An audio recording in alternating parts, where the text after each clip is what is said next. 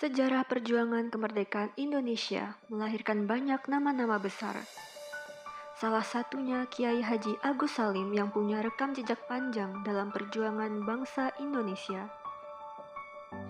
Beliau adalah seorang pejuang, pemimpin media, ulama, diplomat, ketua partai, filsuf, guru besar bangsa yang sangat berjasa.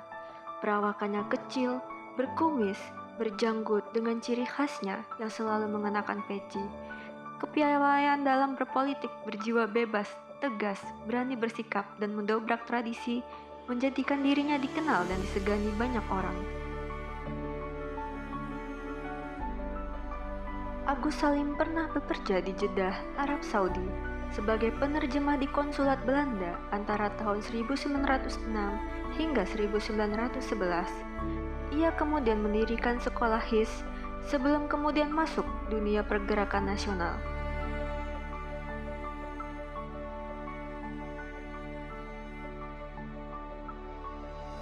Semasa hidupnya, Agus Salim dikenal sebagai pejuang bangsa yang melarat. Dia hidup berpindah dari satu kontrakan gang sempit ke kontrakan lainnya. Hal ini dia lakukan untuk menjaga totalitas dan keikhlasannya demi mengabdi pada bangsa Indonesia.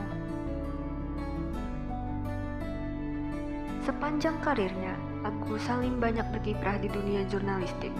Beliau pernah berkarir di redaksi harian Hindia Belanda Baru di Jakarta, yang sebagian sahamnya dimiliki oleh orang Belanda. Agus Salim tetap memposisikan dirinya sebagai seorang wartawan yang kritis dan berani.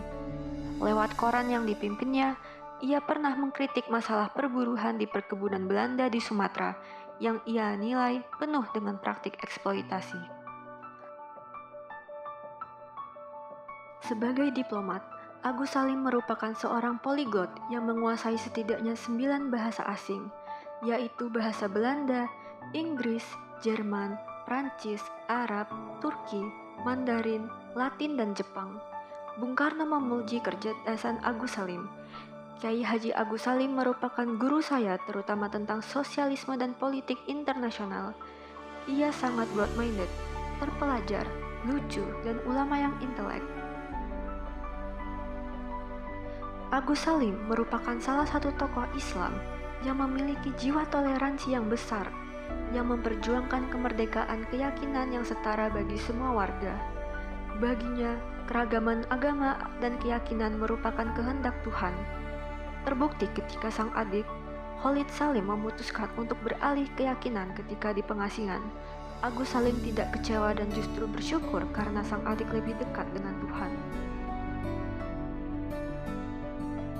Agus Salim bergabung di Sarekat Islam dengan sukarela dan tidak digaji. Sikapnya ini mencerminkan kesetiaannya pada bangsa Indonesia. Selama berkiprah di Sarekat Islam, ia sempat dituduh memiliki hubungan yang terlalu dekat dengan pemerintah kolonial Belanda. Namun, Agus Salim menepis isu ini dengan pidato yang sering mengkritik pemerintah kolonial. Berjuang itu bukan pilihan, tapi kemestian hidup. Agus Salim pernah bekerja di Harian Neraca, menjadi pemimpin Harian Hindia Baru, mendirikan surat kabar Fajar Asia, menjadi redaktur Harian Mustika, dan membuka kantor Advice and Informasi Biro Penerangan Umum atau AIPO. Bersamaan dengan itu, beliau juga terjun dalam dunia politik sebagai pemimpin Sarekat Islam. Hal ini menjadi bukti bahwa beliau sangat antusias dan selalu berinovasi dalam menghadapi perubahan zaman.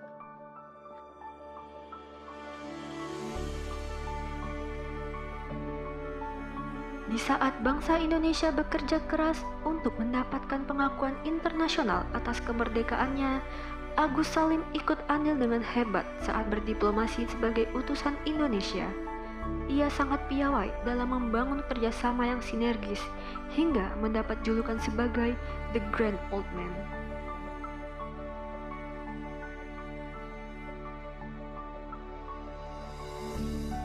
Buya Hamka pernah menyampaikan, Kiai Haji Agus Salim adalah manusia yang nilainya sama dengan sejuta manusia, bahkan lebih. Jarang-jarang Tuhan memberikan manusia semacam itu dalam alam ini, apalagi kepada suatu bangsa. Hal ini semakin meyakinkan bahwa Kiai Haji Agus Salim versi terbaik dari seorang pejuang bangsa. Selamat jalan guru bangsa. Kami generasi anak cucumu bangga memiliki sosok pendahulu sepertimu. Kami bersyukur bisa mengenang jejak perjuanganmu.